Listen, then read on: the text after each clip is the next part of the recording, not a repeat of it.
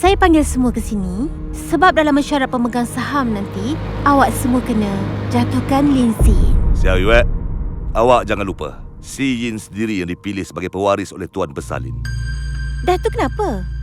Orang tua tu dah mati dah. Syarikat tetap kena jalan juga. Lin Si Yin tak mampu nak buat dan tak ada pengalaman berbanding mak ayah saya.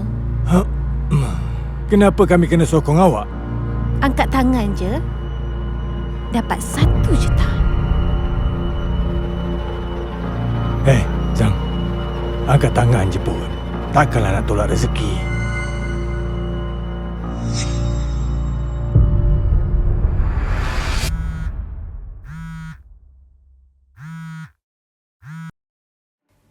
Hello?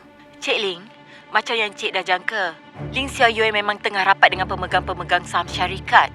Saya risaulah. Baiklah, saya faham tu. Saya akan pantau dia, tapi dia bergerak laju sangat. Cik Ling, Cik kena ambil tindakan cepat. Baiklah, terima kasih Cik Huang.